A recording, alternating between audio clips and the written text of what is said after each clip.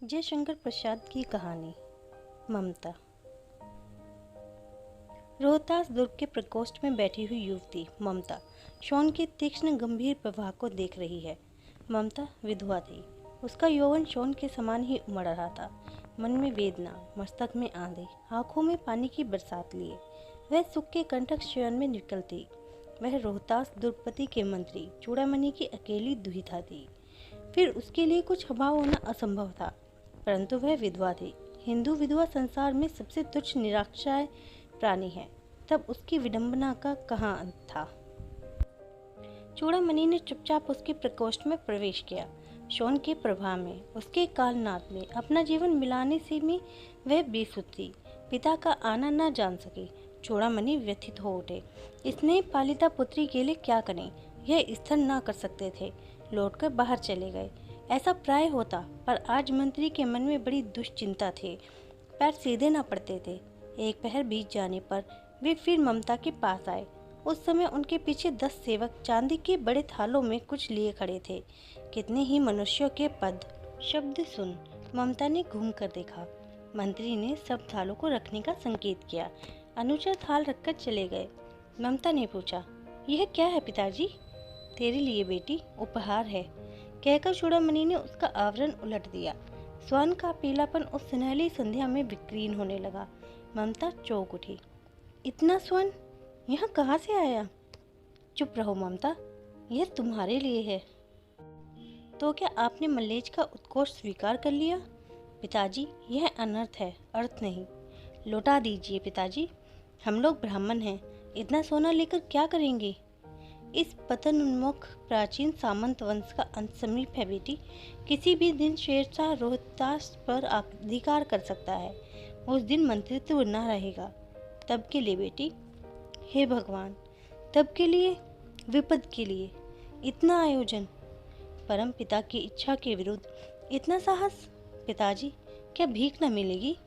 क्या कोई हिंदू भूपृष्ठ पर न बचा रह जाएगा जो ब्राह्मण को 2 मुट्ठी अन्न दे सके? यह असंभव है। फेर दीजिए पिताजी, मैं काँप रही हूँ। इसकी चमक आंखों को अंधा बना रही है। मूर्ख है, कहकर चूड़ामणि चले गए। दूसरे दिन जब डोलियों का तांता भीतर आ रहा था, ब्राह्मण मंत्री चूड़ामणि का हृदय धक धक करने लगा। वह अपने को ना रोक सका। उसने जाकर रोहितास दुर्ग के तोरण पर डालियों का आवरण खुलवाना चाहा। पठानों ने कहा, यह महिलाओं का अपमान करना है। बात बढ़ गई। तलवारें खींची। ब्राह्मण वहीं मारा गया और राजा रानी और कोष सब छली शेषा के हाथ पड़े। निकल गई ममता। डोली में भरे हुए पठान सैनिक दुर्ग भर में फैल गए, पर ममता ना मिली।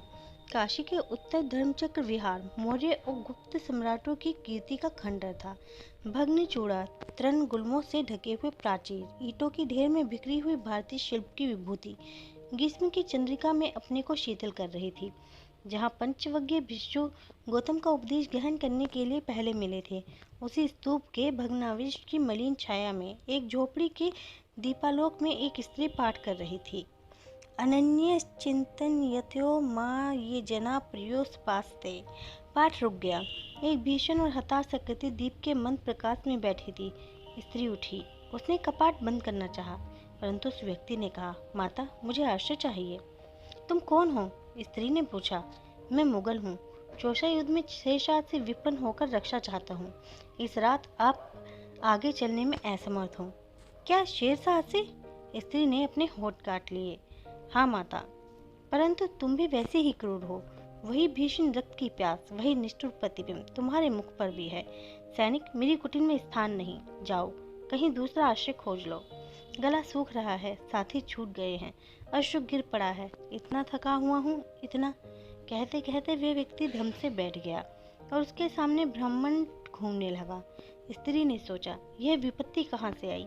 उसने जल दिया, मुगल के प्राणों की रक्षा हुई। वह सोचने लगी, ये सब विधर्मी दया की पात्र नहीं, मेरे पिता का विध करने वाले आतताई हैं। घृणा से उसका मन विरक्त हो गया। स्वस्थ होकर मुगल ने कहा, माता, तो फिर मैं चला जाऊं? स्त्री विचार कर रही थी। मैं ब्राह्मणी हूँ, मुझे तो अपने अर्थ धर्म अतिथि देव का उपासना का पालन करना चाहिए, परंतु यहाँ नहीं, नहीं, ये सब विधर्मी दया के पात्र नहीं। परंतु यह दया तो नहीं, कर्तव्य करना है। तब मुगल अपनी तलवार टेक कर खड़ा हुआ। ममता ने कहा, क्या आश्चर्य है कि तुम भी छल करो। ठहरो, छल नहीं, तब नहीं स्त्री। जाता हूँ। तैमूर का वंश स्त्री से छल करेगा? जाता हूँ, भाग्य का खेल है। ममता ने मन में कहा, यहाँ कौन दुर्ग है, यही झोपड़ी ना, जो चाहे ले ले, मुझे तो अपना कर्तव्य करना पड़ेगा। वह बाहर चली आई और मुगल से बोली, जाओ भीतर। थके हुए भयभीत फतेह, तुम चाहे कोई हो, मैं तुम्हें आश्रय देती हूँ। मैं ब्राह्मण कुमारी हूँ, सब अपना धर्म छोड़ दें तो क्या मैं भी छोड़ दूँ? मुगल ने चंद्रमा के मन प्रकाश में वह महिमामयी मुखमंडल देखा। उसने मनी मन नमस्कार किया। ममता के पास की टूटी हुई दीवारों में चली गई। भीतर थके पथिक ने झोपड़ी में विश्राम किया। प्रभात में खंडर की संधि से ममता ने देखा, सैकड़ों अश्वारोही उस प्रांत में घूम रहे हैं। वह अपनी मूर्खता पर अपने को कोसने लगी। अब उस झोपड़ी से निकलकर उस पथिक ने कहा, मिर्जा, मैं यहाँ हूँ। शब्द सुनते ही प्रसन्नता की चीत्कार ध्वनि से वह प्रांत गूंज उठा। ममता अधिक भयभीत हुई। पथिक ने कहा, वह स्त्री कहाँ है, उसे खोज निकालो। ममता छिपने के लिए अधिक सचेष्ट हुई। वह मृग दाव में चली गई। दिन भर उसमें से ना निकली। संध्या में जब उन लोगों के जाने का उपक्रम हुआ तो ममता ने सुना, पथिक घोड़े पर सवार होते हुए कह रहा है, मिर्जा, उस स्त्री को मैं कुछ दे ना सका, उसका घर बनवा देना, क्योंकि मैंने विपत्ति में यहाँ विश्राम पाया था। यह स्थान भूलना मत। इसके बाद वे चले गए। चौसा के युग मुगल पठान युद्ध को बहुत दिन बीत गए। ममता अब 70 वर्ष की वृद्धा है। वह अपनी झोपड़ी में एक दिन पड़ी थी। शीतकाल का प्रभात था। उसका जीर्ण कंकाल खांसी से गूंज रहा था। ममता की सेवा के लिए गांव की 2-3 स्त्रियां उसे घेर कर बैठी थी, क्योंकि वह आजीवन सबके सुख दुख की संभागनी रही। ममता ने जल पीना चाहा। एक स्त्री ने सीपी से जल पिलाया। सहसा एक अश्वारोही उस झोपड़ी के द्वार पर दिखाई पड़ा। वह अपनी धुन में कहने लगा, मिर्जा ने जो चित्र बनाकर दिया है वह तो इसी जगह का होना चाहिए। वह बुढ़िया मर गई होगी। अब किससे पूछूं कि एक दिन शहंशाह हुमायूं किस छप्पर के नीचे बैठे थे। यह घटना भी तो 47 वर्ष से ऊपर की हुई। ममता ने अपने विकल कानों से सुना। उसने पास की स्त्री से कहा, उसे बुलाओ। अश्वारोही पास आया। ममता ने रुक रुक कर कहा, मैं नहीं जानती कि वह शहंशाह था या साधारण मुगल, पर एक दिन इसी झोपड़ी के नीचे वह रहा। मैंने सुना था कि वह मेरा घर बनवाने की आज्ञा दे चुका था। भगवान ने सुन लिया। मैं आज इसे छोड़े जाती हूँ। अब तुम इसका मकान बनाओ या महल। मैं अपने चिर विश्राम गृह में जाती हूँ। वह अश्वारोही अवाक खड़ा था। बुढ़िया के प्राण पक्षी अनंत में उड़ गए।